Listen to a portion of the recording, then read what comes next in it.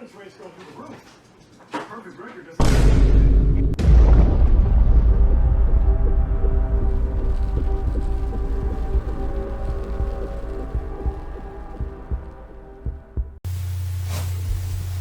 Happy Halloween, YouTube. What is up, YouTube? AJPunk 15 here to bring you a special movie review. I've been wanting to do this for a very long time.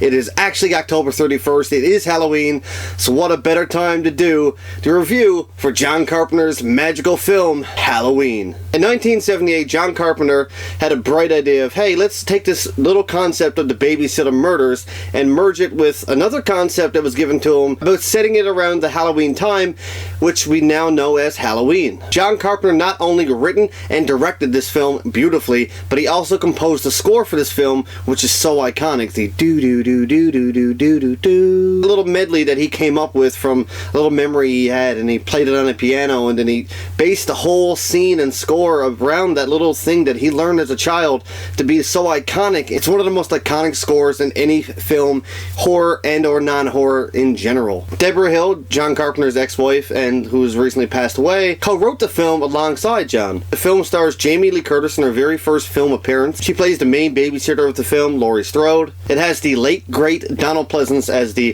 iconic Dr. Samuel Loomis, the psychiatrist who looked after Michael Myers for 15 years. And Nick Castle plays Michael Myers for the majority of this film alongside Tommy Lee Wallace, Deborah Hill, and maybe one or two more people. Halloween night 1963, young Michael Myers is standing in front of his house, Halloween night, sees his sister making out with a dude to go up to the room to have some sexy time, which doesn't last long.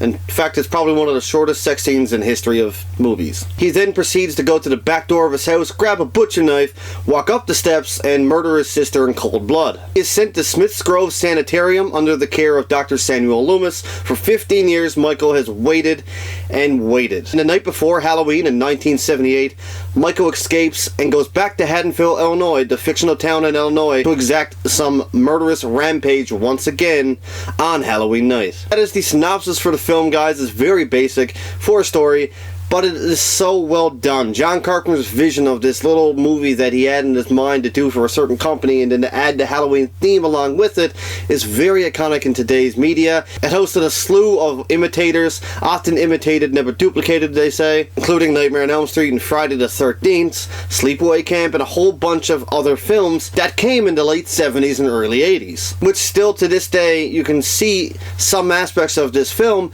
and a lot of newer horror films and or non-horror, including It Follows. This film is extremely low budget. It was made for a mere $350,000, if I'm not mistaken, maybe $300,000, and it grossed a shit ton of money. Like millions and millions of dollars were grossed for this little film that, through word of mouth, spread like wildfire, and everyone had to go to theater to see this. In fact, a lot of critics at the time shunned this movie except for Roger Ebert, who actually gave it a very good review, and from that review, word of mouth started spreading around and people started to go see it and pay more attention to the film, and that's how it got this big cult following. What makes Halloween such a timeless horror film is the way that it's shot. For such a small budget and a lot of unknown actors, John Carpenter directed this film brilliantly. His use of contrast and composition dealing with the Michael Myers shaped character when he looms in the darkness is very iconic. It went on to show that John Carpenter is a director to reckon with in the coming years. One of the biggest negatives of this film, and there are very little negatives to this film at all, is some of the acting played by a lot of the minor characters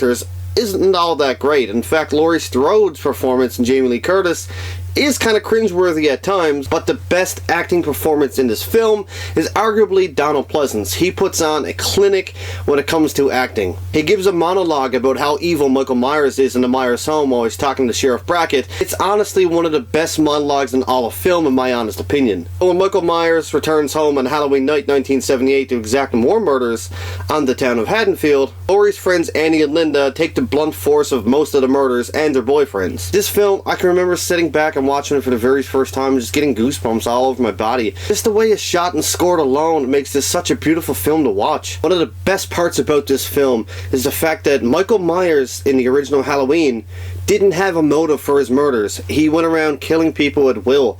He just seen some people he wanted to kill and he murdered them, which made it very creepy and eerie and mysterious and suspenseful because you don't know why he's killing these people. In later films, he definitely has a motive, especially Halloween 2, we find out Laurie's his sister, but in the original Halloween film, except for the TV cuts, we have no clue and no idea that Michael Myers is in fact Laurie's brother. I think that's one of the greatest aspects about this film is the suspense, the tension that builds in this film. It's very slow burn. You get to those really intenseful scenes at the ending revolving around Michael and Laurie that are just so satisfying. The fact that this film is very minimalistic in the way that it produces gore and violence, but still manages to give one of the most scariest films in cinema history, in my honest opinion, for its time period. I'm sure a lot of you guys have known if you're watching my review that in fact the original Michael Myers mask is actually a Don Post Captain Kirk mask, a dead Kirk mask, that they spray painted white, ripped the sideburns off, and they then proceeded to paint the hair a different color and style it in a certain way. And over time throughout the film, I don't know if you guys have noticed, or in fact, you may just think Michael Myers is a guy in a mask in this film, but in fact, Nick Castle portrayed this character so well. The head tilt, you know, the slow walk, the iconic stare with the blank, emotionless, pale eyes that Donald Pleasence so happens to mention in his monologue. The mask itself is so iconic in today's culture that it's still around today. It's mass-produced by Trick or Treat Studios, Don Post, which is recently went out of business, and I think Ruby's picked up the license for it as well. Almost everyone automatically says, hey look, it's Michael Myers, because the mask is so iconic. It's like looking at a lightsaber and say, hey, is that from Star Trek? You obviously know it's from Star Wars. In fact, Nick Castle did this thing where his head was so long that the mask actually sat on his chin. So the bottom part of the mask where you actually have a neck is actually his chin, and it stretched the mask, making it give an appearance of a smirk at times and or a grin. This film has such an iconic opening with the POV Steadicam shot. It's brilliantly done. It's done in 3 different takes. There's 2 cuts involved. You see Michael going into the house, picking up the knife and going up the stairs to find the mask on the floor, which he picks up. That's the first cut. He goes in, he murders his sister, he goes back out, and then just before he hits the stairs, that's the second cut, and then he goes outside. And it's such a brilliantly well done scene that when you go in, you're like, hey, like, who's doing all these murders? And then the mask comes off, and we see a little 6-year-old boy holding a butcher knife full of blood dressed as a clown. And it's very creepy and awesome. And every time I watch it, I'm just like, John Carpenter is just a genius for writing this film. The way he directed this film was such ahead of his time, in my honest opinion. It's beautifully done. It's one of the best horror films of all time. It's my favorite horror film of all time. In fact, it's my favorite film of all time. Honestly, guys, I could sit here and talk about Halloween all day, the different things about it, the fact that at one point John Carpenter lit up a cigarette during a scene when Annie's behind a bush and you can actually see it float across. There's just so many things I love about this film. It's an imperfect film, but to me, it's a perfect film. I'm going to give Halloween a 10 out of 10. To me, it's near perfect, if not perfect.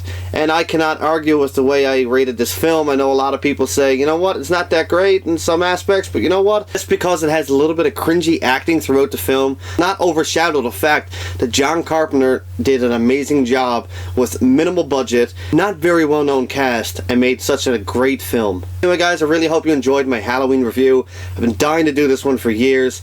Up next, it's Halloween 2. Stay tuned, guys, and take care, stay frosty, and happy Halloween.